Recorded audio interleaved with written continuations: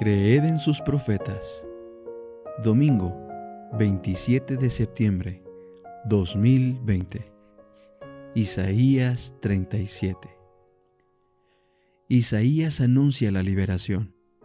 Aconteció que cuando el rey Ezequías lo oyó, rasgó sus vestiduras y cubierto de cilicio entró en la casa del Señor.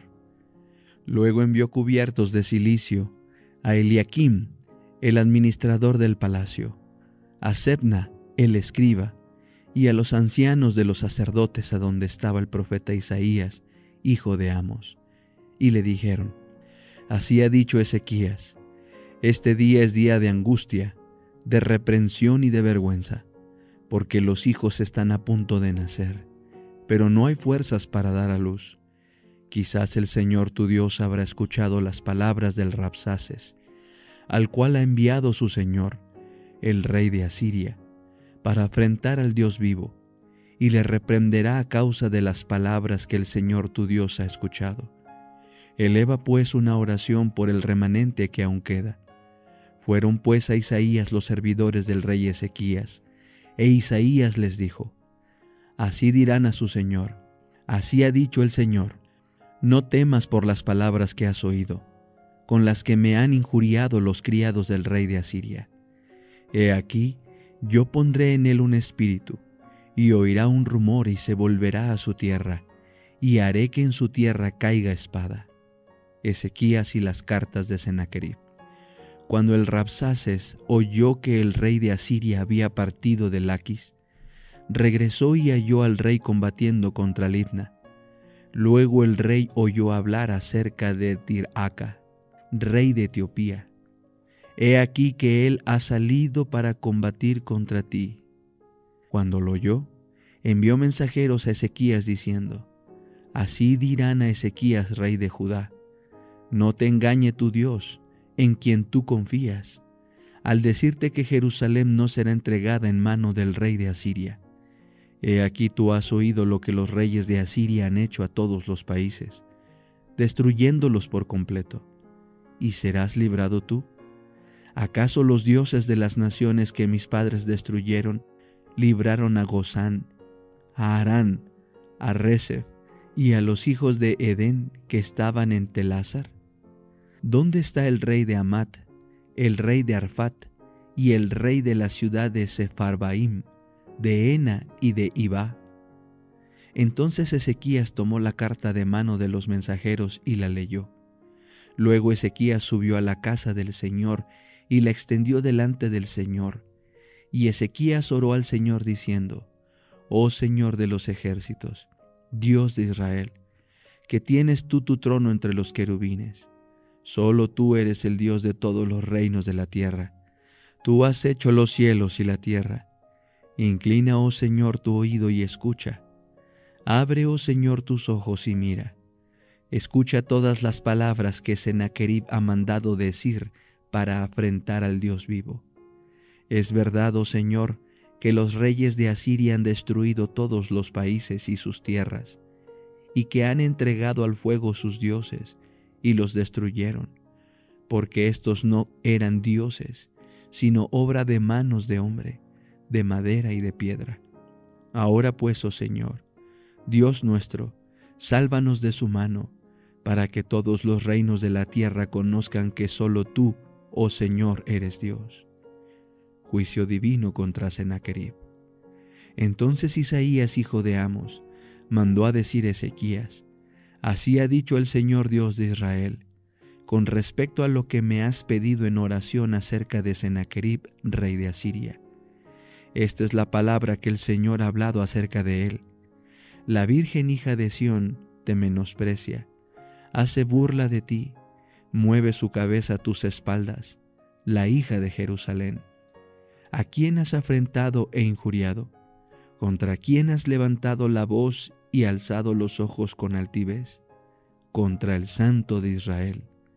Por medio de tus siervos has afrentado al Señor y has dicho: Con la multitud de mis carros yo ascendí a las cumbres de los montes, a las regiones más remotas del Líbano. Corté sus más altos cedros y sus cipreses escogidos. Llegué hasta su cumbre, al bosque más exuberante. Yo cavé y bebí aguas extranjeras, y con las plantas de mis pies hice secar todas las corrientes de Egipto. ¿Acaso no lo has oído?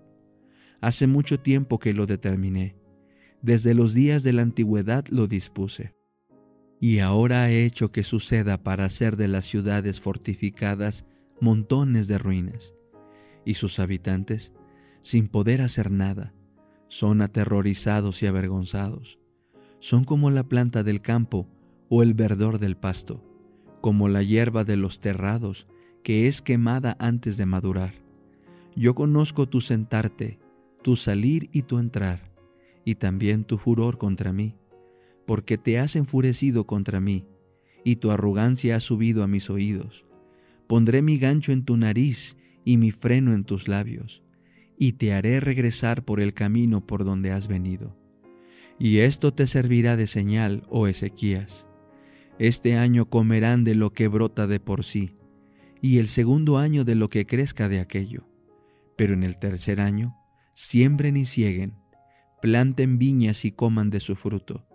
Y los sobrevivientes de la casa de Judá, los que habrán quedado, volverán a echar raíces por debajo y a dar fruto por arriba, porque de Jerusalén saldrá un remanente, y del monte de Sión los sobrevivientes. El celo del Señor de los ejércitos hará esto.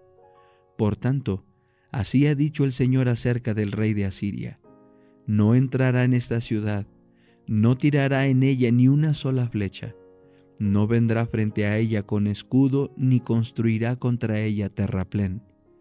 Por el camino por donde vino, por él se volverá, y no entrará en esta ciudad, dice el Señor, pues defenderé esta ciudad para salvarla, por amor a mí mismo y por amor a mi siervo David. Entonces salió el ángel del Señor, e hirió a 185,000 en el campamento de los asirios. Se levantaron por la mañana, y he aquí que todos ellos eran cadáveres. Entonces Sennacherib, rey de Asiria, partió y regresó, y permaneció en Nínive. Pero sucedió que mientras adoraban el templo de Nisroch, su dios, sus hijos Adramalec y Sarecer lo mataron a espada, y huyeron a la tierra de Ararat, y su hijo Esarhadón reinó en su lugar. El ministerio de curación.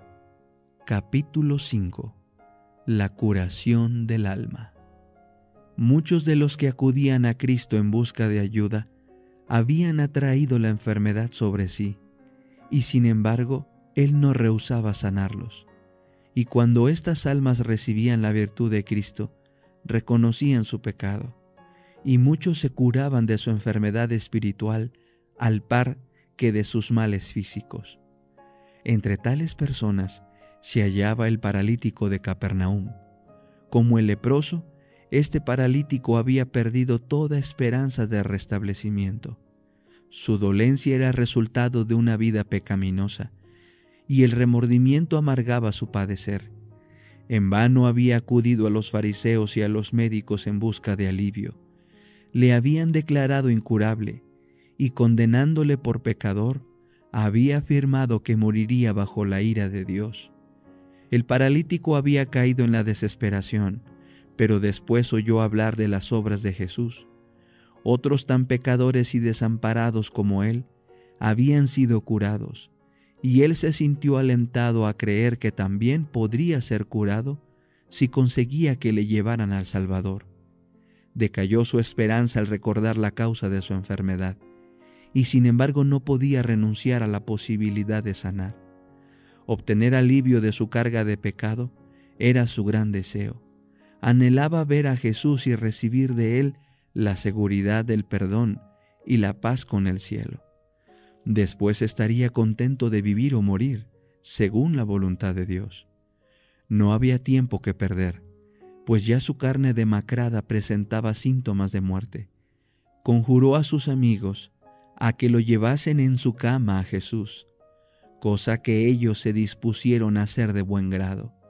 Pero era tanta la muchedumbre que se había juntado dentro y fuera de la casa en la cual se hallaba el Salvador, que era imposible para el enfermo y sus amigos llegar hasta él, o ponerse siquiera al alcance de su voz. Jesús estaba enseñando en la casa de Pedro. Según su costumbre, los discípulos estaban junto a él, y los fariseos y doctores de la ley estaban sentados, los cuales habían venido de todas las aldeas de Galilea y de Judea y de Jerusalén. Lucas 5:17.